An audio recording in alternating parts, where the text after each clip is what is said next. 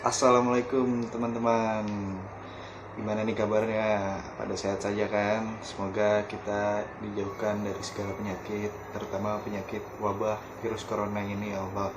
Amin. Nah, video kali ini saya mendapatkan tugas dari Bapak dosen saya, yaitu Bapak Nunu Nurjaya, tentang pengertian dan dasar-dasar MRP.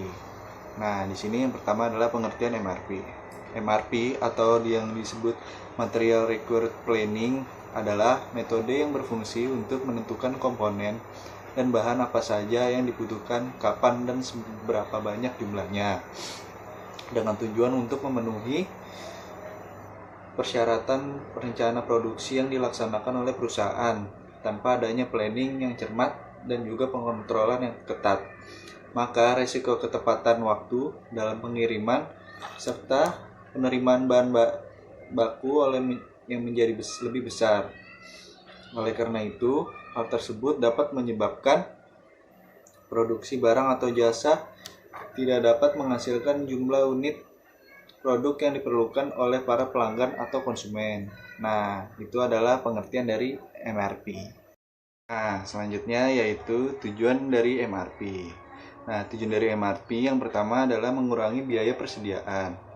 MRP di sini berfungsi untuk menentukan jumlah dan kapan komponen diperlukan sesuai dengan jadwal produksi utamanya atau JIP.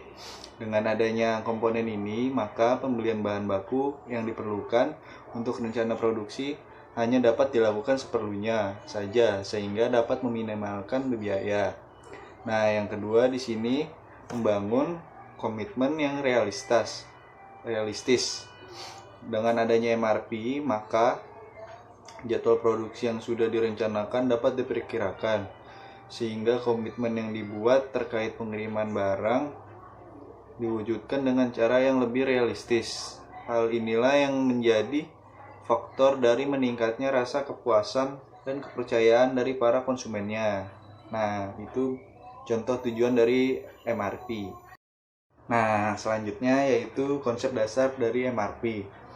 Nah, di sini suatu sistem MRP pada dasarnya bertujuan untuk merancang suatu sistem yang mampu menghasilkan informasi untuk mendukung aksi yang tepat, baik berupa pembatalan pemesanan, pesanan ulang, atau penjadwalan ulang.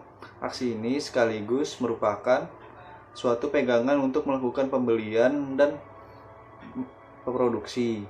MRP dari 3 bagian, yaitu input, output, dan proses. Nah, input terdiri dari jadwal induk produksi, berisi waktu dan jumlah pemesanan dari pelanggan, struktur produk yang berisi komponen-komponen dan jumlah yang dibutuhkan untuk merakit barang jadi, dan file catatan persediaan berisi persediaan yang ada perusahaan dan jumlah pemesanan. Nah, di sini proses berisi informasi untuk menentukan kebutuhan bersih pada setiap periode waktu yang telah ditentukan. Nah, yang terakhir output. Output berisi rencana, jadwal pemesanan, realisasi pemesanan, perubahan, laporan pengendalian, laporan perencanaan, dan laporan transaksi persediaan. Nah, itu jadi konsep dari MRP. Nah, selanjutnya yaitu proses terjadinya MRP. Nah, di sini terdapat beberapa langkah yang harus dilewati dalam upaya penyusunan MRP, yaitu yang pertama adalah mapping atau persyaratan bersih. Nah, di sini persyaratan bersih yaitu penentuan dari persyaratan bersih yang berasal dari perbedaan antara persyaratan kotor dengan persediaan yang ada. Nah, yang kedua yaitu loading, total kuantitas pesanan. Nah, di sini salah satu tahapannya yaitu di mana jumlah pesanan untuk setiap komponen ditentukan berdasarkan dengan persyaratan bersih yang telah dihasilkan oleh proses mapping. Nah, yang ketiga adalah offsetting. Nah, offsetting ini atau yang biasa disebut rencana pemesanan. Nah, di sini adalah fase di mana waktu pesanan yang direncanakan ditentukan dengan cara mempertimbangkan waktu tunggu lead time proses dengan proses pesanan dari pemasok. Nah, yang terakhir adalah exploding. Exploding yaitu berfungsi untuk menentukan jumlah produk jadi yang dibutuhkan dengan menentukan bill of material dan kebutuhan kotor dari masing-masing komponen. Nah, selanjutnya yaitu menyusun anggaran BOP. Nah, di sini dalam menyusun anggaran BOP harus perhatikan tingkat kegiatan kapasitas yang akan dipakai sebagai dasar penaksiran BOP. Nah, di sini ada 3 macam kapasitas yang dapat dipakai sebagai dasar pembuatan anggaran BOP. Nah, yang pertama adalah kapasitas teoritis. Kapasitas teoritis merupakan kapasitas untuk memproduksi pada kecepatan penuh tanpa berhenti 100% dari aktivitas atau kapasitas yang ditetapkan. Perusahaan dianggap mampu pada tingkatan yang maksimum tanpa menghitungkan adanya hambatan baik yang berasal dari eksternal maupun internal perusahaan. Nah, yang kedua yaitu kapasitas praktis. Kapasitas praktis ini kapasitas teoritis dikurangi dengan kerugian-kerugian waktu yang tidak dapat dihindari karena hambatan-hambatan intern perusahaan.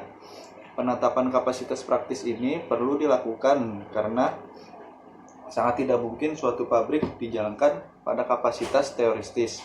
Dengan demikian perlu diperhitungkan kelonggaran-kelonggaran waktu dalam penentuan kapasitas seperti penghentian pabrik yang tidak dapat dihindari karena kerusakan mesin. Nah, yang ketiga, kapasitas normal.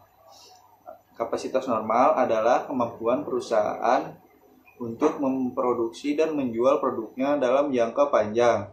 Jika dalam penentuan kapasitas praktis hanya diperhitungkan kelonggaran waktu akibat faktor-faktor inter perusahaan, maka dalam penentuan kapasitas normal diperhitungkan pula kecenderungan penjualan dalam jangka panjangnya. Nah, selanjutnya adalah kapasitas sesungguhnya. Kapasitas sesungguhnya yang diperkirakan akan dapat mencapai dalam tahun yang akan datang. Untuk kelemahannya, yaitu akan berakibat terjadinya perbedaan yang besar pada tarif biaya overhead pabrik dari tahun ke tahun.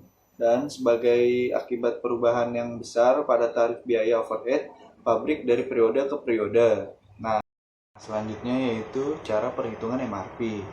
Nah, di sini tahap pertama adalah menentukan kapan pekerjaan harus selesai atau material harus tersedia agar jadwal induk produksi MPS terpenuhi.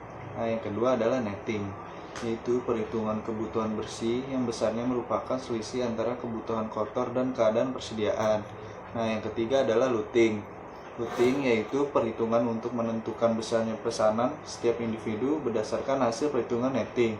Dengan demikian, looting merupakan proses penentuan ukuran pemesanan untuk memenuhi kebutuhan bersih untuk satu atau beberapa periode sekaligus sehingga dapat meminimalkan persediaan. Nah, selanjutnya yaitu offsetting, yaitu perhitungan untuk menentukan saat yang tepat dalam melakukan rencana pemesanan untuk memenuhi kebutuhan bersih netting, di mana rencana pemesanan diperoleh dengan mengurangi saat awal persediaan kebutuhan bersih yang diinginkan dengan lead time. Dan kata lain, menentukan pelaksanaan perencanaan pemesanan atau plan order release kapan pemesanan atau pembatalan harus dilakukan dengan mempertimbangkan lead time. Waktu tunggu lead time yang diperlukan untuk menentukan saat atau tanggal perintah pesanan, di mana untuk menentukan saat tanggal perintah pesanan tersebut tergantung pada yang pertama, waktu yang dibutuhkan untuk proses, waktu yang dibutuhkan untuk proses administrasi pemesanan atau birokrasi perusahaan. Selanjutnya, waktu yang dibutuhkan untuk kedatangan pemesanan, yaitu waktu yang dibutuhkan untuk proses inspeksi pesanan. Yang terakhir, waktu tunggu tersebut merupakan penjumlahan secara kumulatif dari waktu tunggu yang di atas. Nah, selanjutnya yaitu explosion, yaitu perhitungan kebutuhan kotor untuk tingkat yang lebih bawah berdasarkan atas rencana produksi. Nah, yang terakhir mengulangi tahap 1 sampai tahap 5 untuk setiap komponen. Nah, itu. Nah, di sini contoh kasusnya saya gambarkan dalam bentuk foto. Nih.